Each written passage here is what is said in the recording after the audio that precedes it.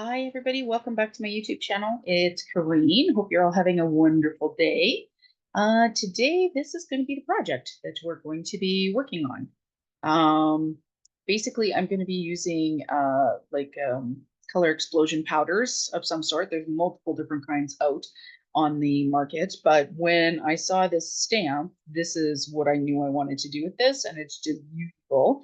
There's a little bit of shine to it. Not sure if you can see that there, but yeah, I'm really happy with how it turned out. This is going to be a birthday card for a friend of mine. So I'm going to recreate it. So this is essentially using watercolor. So using water. So you want to use a watercolor cardstock or watercolor paper. I just use some watercolor from the dollar store. I'm pretty happy with it. Yeah, this is the stamp set. It's from Simon Says Stamp. I think it's called Gourd Vibes Only. Anyway, you can see the stamp set here. So it's got this beautiful 6x6 background stamp, and then it's got some really funny honey sayings. Let's give them pumpkin to talk about what's cooking, gourd looking, and gourd vibes only. And then it also has a happy Halloween and a happy Thanksgiving. I believe this does come with coordinating dies, but I didn't get them. I just got the stamp set. So put that to the side here. Now, on this example, you can see I have heat embossed with gold embossing powder. And in order to try and keep my video a little shorter, I have already pre-stamped and put down onto my hardboard, which is just a dollar store clipboard, Dollar Tree clipboard, actually. So I've already heat embossed with gold. Yeah, you guys, I've done it in multiple other videos. You can go there and watch them if you want. No problem there. So now what I want to do is I'm going to take my sprayer and I'm just going to put down a little bit of water. I am going to be, sorry, I forgot to grab my little paintbrush here. I am going to be moving some of this water around, but I first want to saturate my paper just a little bit so that these powders can stick down. The ones that I'm going to be using are the Color Burst by Ken Oliver Crafts. There's another one's called Brushos. There's Lindy's Magicals.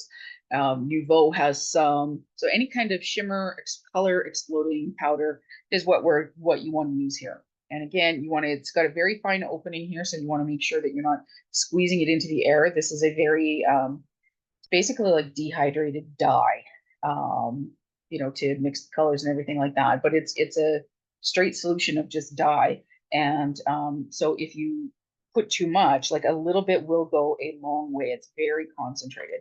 And so you can see here where some of the powder, where I've got water on my cardstock already, some of it is already starting to move around. So I'm just gonna put this into a couple of areas here. And maybe this big pumpkin here. So basically for this background, I'm using a variety of oranges, a little bit of red, some yellows, a little bit of brown. We'll see what happens from there. Okay, so this particular color was tangerine. I'm just going to try and put my hand down there to hold the color a little bit into so it doesn't splatter off into my desk here. Okay, so now the water, now I'm just going to spray my water down a little bit, let it kind of move around and activate all of the little crystals. You can sort of see here, I'm not sure how well you can see it here, but you can see where there's still little tiny crystals in the water there, right? Okay. All righty, so we've got those on the go. Let's do a lemon yellow and a yellow ochre. So now I'm just going to come in and I'm going to tap. So, and because I've heat embossed, so a lot of the water and the color has a place, the lines of the pumpkins where it's been embossed will help trap some of that color so that it's not bleeding into every pumpkin. However, because it is a watercolor, there's not as much control over that. And so there will be some, like you can see here where I had a lot of water and a lot of spray over. So I do have some orange coming down into this pumpkin here. So I can add more yellow. That'll help just lighten up that orange part there. Let's see, where else would I like to have some yellow? How about over here in the corner? So you can hear me tapping because I don't want to squeeze this. If you squeeze it, you'll get these giant poofs of powder out, which is not what we're looking for. because it'll go all over the place basically. Okay, so the yellow ochre, I want to add a little bit more of a deeper color to the bottom of this pumpkin here.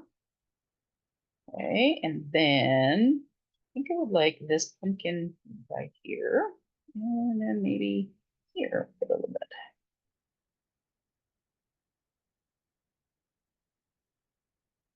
And putting some of this along the top. Okay. And let me give that a bit of a spritz. So this yellow ochre, it looks like, because all of these colors have a couple of colors mixed in. So I'm not sure if you can see this. So the crystals look like they're brown, but as I spray the water, it has a little bit of yellow and some green that comes out of it. I don't know if you can see if I can get that close enough for you to see. You can just sort of see where that green is kind of coming from. Which does make it a little bit fun because you're just never quite sure what colors you're going to get, right? Which I don't know what you guys, but I think that makes it kind of fun. Okay, now let's see if we can add in, we're going to add in a little bit of chartreuse, yellow chartreuse.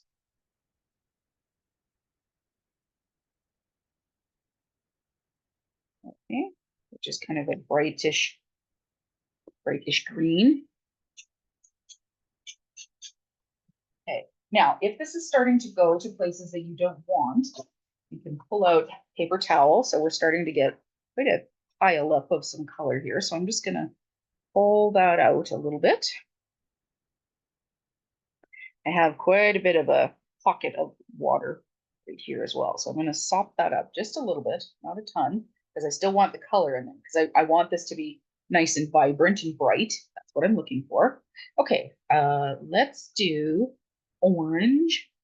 So this is just the color orange. And I think I'm gonna go here. And maybe here.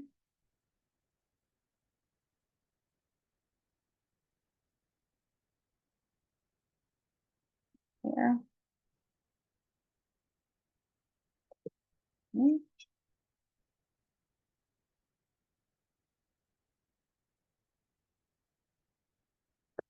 And if you need to, like if you're feeling like that, your crystals are not getting worked in enough, you can certainly bring in a paintbrush, pick it up. You could put these colors off onto your glass mat or your non-reactive surface as well. That would be possible as well. That's going to be a very light pumpkin, that one there. Okay, so now what I would like to do is I want to try and do some burnt orange. That's this one here. Ooh, that was a bit much there. Get in on the bottom here. Okay, so now I'm just going to give this a spray. I'm going to have to move that around a bit with my paintbrush here. Picked up a lot of crystals that came out of that one there. So move that around. So here.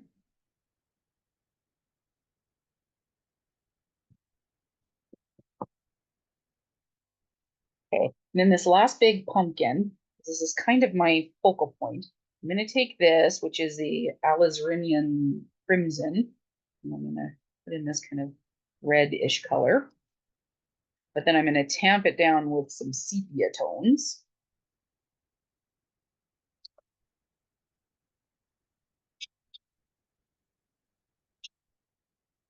You can see that that's a nice bright red there. So now what I want to do is I'm going to bring in a little bit of this brown, which is a kind of like the sepia tones.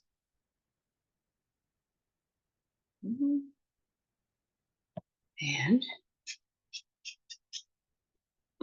it's up a little bit. Okay, and I'm getting quite a pooling happening right here. So I am going to bring in, just going to tamp down my piece of cardstock or watercolor paper here.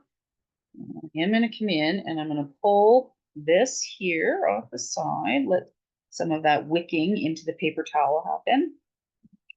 Dab it, dab it, dab it. Go.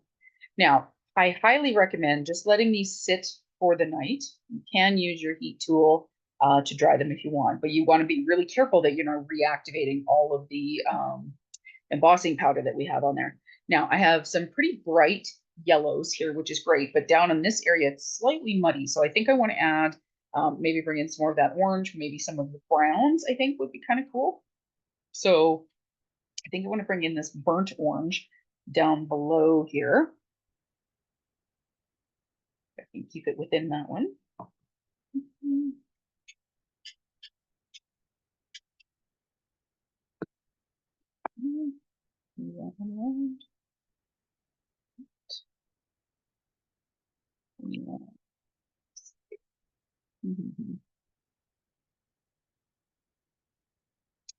Okay, so this one got pretty orange. Let's see if we can't bring in some of that bright yellow again.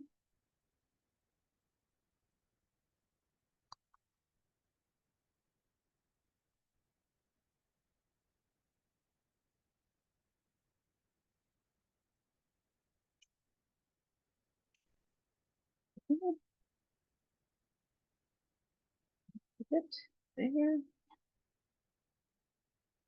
So in anything that is, whoop, anything that is kind of cooling will deposit a darker color, obviously. There.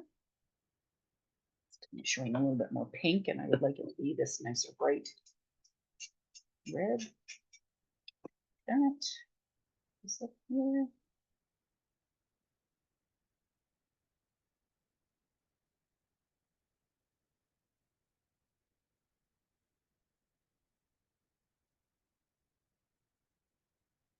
All right, now this guy down here. So I'm liking how the yellows, everything. So you never know what this is going to look like until, it's all dried. You come back to it.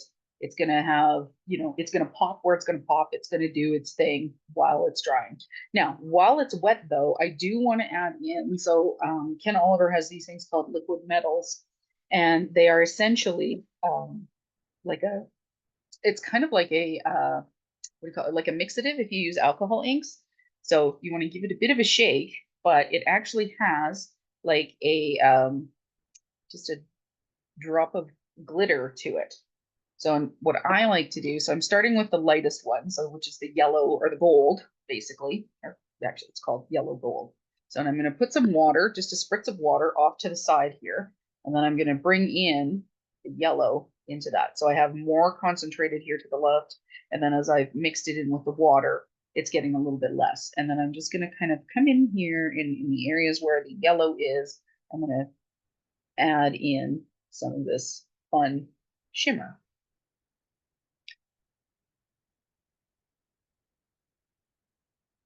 Because, glitter, right?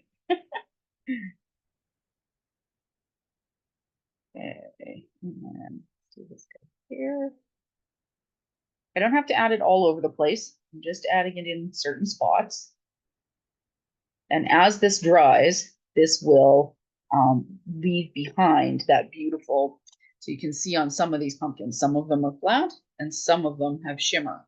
Like this guy here has some shimmer, this green one, or this kind of orangey one here, that one's flat, this one's flat, right?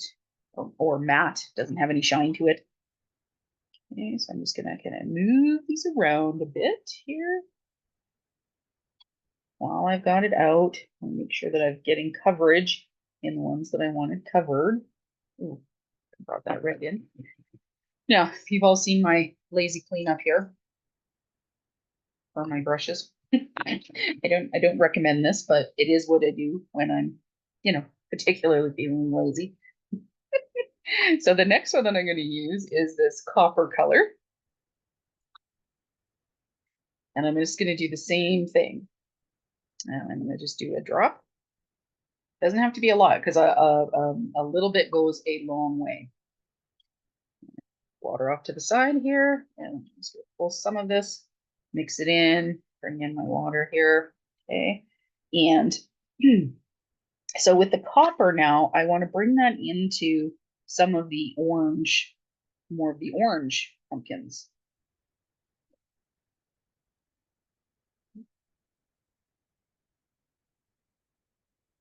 That, maybe this guy here.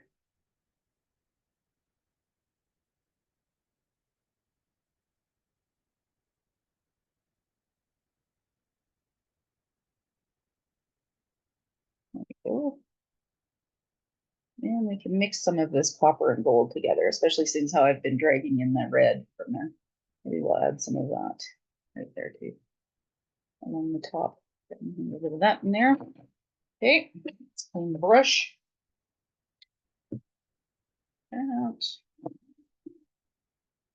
And we'll pick that one up. And then the last one that I'm going to add in is the iron oxide. And the iron oxide, I want it to go on my bright, like on the red pumpkin. Same process. One drop. Oh, that was a lot. Whoosh. Okay, this might be slightly more intense than I was in. Now, I can use that, which is fine. You know, and I can dilute it if I don't want as much. But I mean, because that came out, I'm going to try and keep it. There's going to be a heavier concentration of this iron oxide then, basically. Hey.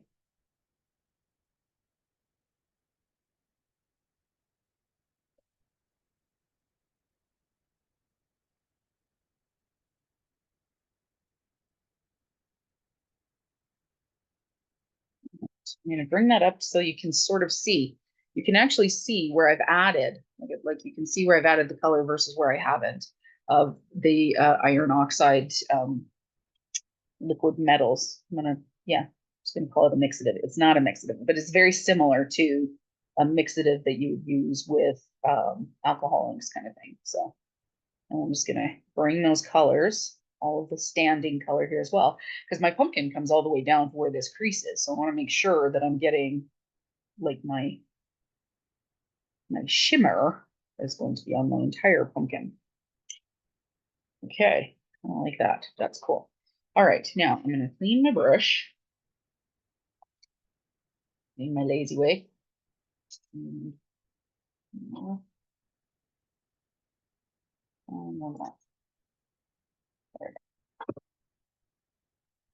okay, clean that up.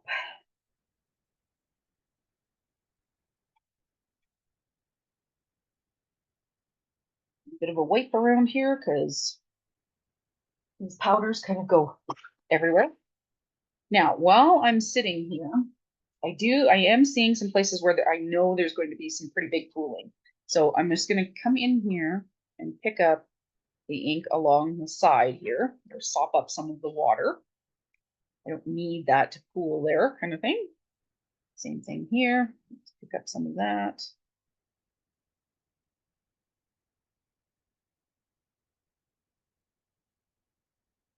And you can always tip this, like if you're wanting to have your colors kind of move a little bit, you can always move. That's the handy thing about having it, instead of having it taped to a glass mat or something like that. You want to, if you have it on a board, you can always kind of move them around within the areas of where they're at.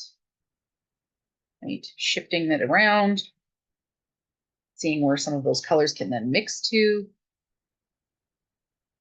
Always play with tilting your board because you never know what kind of effect you're going to get. Okay, so I'm going to put this aside now and I'm going to let it dry until tomorrow.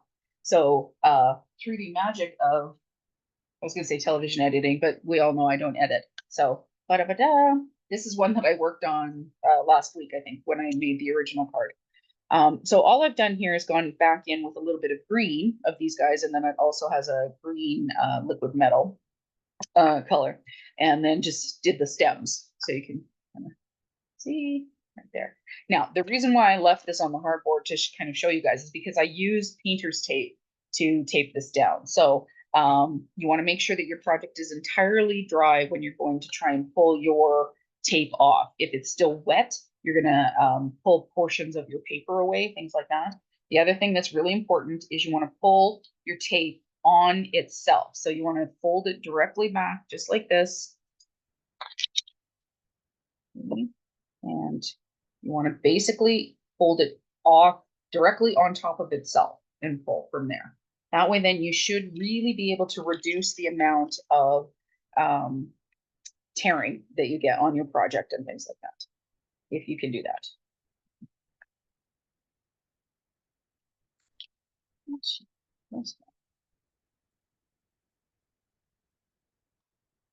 Okay.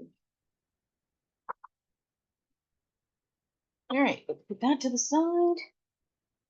check that out. So you can see that I've got some deeper colors. You can see where some of the shimmer sat on it. Yeah, clearly I got a little more carried away with the shimmer on this one. You can see it's all over here. I've got like one, maybe two or three dull pumpkins or matte pumpkin. Oh no, that one too. Kind of got carried away there. But anyway, look at how nice it is. So let's make a card, shall we? So I'm going to keep this as a square card. So my card base is going to be, let's measure. So my card base is 5.5 by 5.5 inches. So what I want to do is I'm going to trim this down right to the edges first.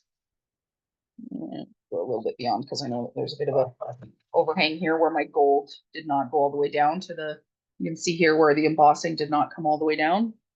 When I did my taping, I didn't get all the way to the edge there. Oh dear.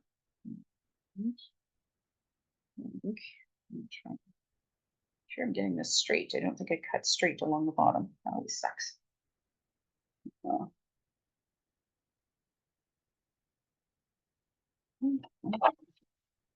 Create a nice straight edge here is basically what we're going to do.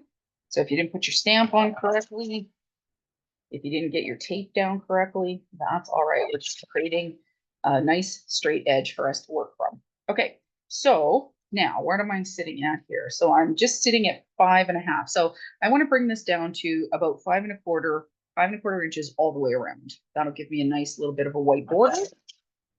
So now I'm just going to trim off a little bit on each side here. Now that I've kind of straightened it out.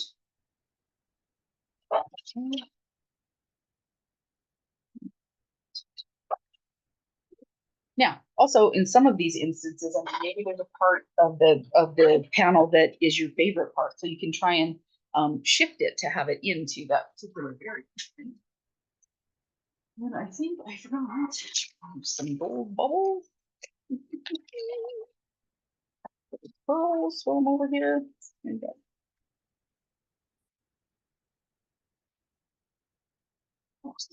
Okay. All right, card base. Go there. So you can see here that's going to have a really lovely white border around it, which is going to be nice. So I'm just going to take some of my adhesive. Now, if you wanted to, you could actually pop this up. That would be great. I had this sitting, so it was sitting on a flat board to dry, which helped keep it somewhat straight. But then I also had it sitting underneath my glass mat, like underneath something heavy for 2 days to help take out some of the warping, because we did, as you saw, use an awful lot of water on these panels, right? Okay, so now I'm just gonna kind of, that's not great English. Anyway, I'm eyeballing this basically. Okay. The nice thing about these color bursts, like the liquid metals, you can see this shimmer, it's dried into the watercolor. So once it's dry, it's not going anywhere. Like it's not rubbing off on my hands. Some people don't like to use things like that because it's a bit of a pain in the butt and it can get all over everything, or you think that it's going to rub off or something like that. Now the next thing that I did is I took a piece of cardstock, gold. It's kind of got I don't know, what is this? This is, I don't know what kind of pattern would you guys call that? Like it's kind of like a gold stripey, right? This is terrible lighting here today. Let's try that. It's marginally better. Which I just thought was kind of nice with the gold embossing. Like it's not super bright. And I use my nesting dies to cut out a square. So I have a square and then I've got a 1/4 inch. So I want a 1/4 inch smaller for the inside one. This is 4.5 inches. So it gives me a nice little border, but it just also gives me a frame to kind of focus the eye on the panel. Whoops. Okay.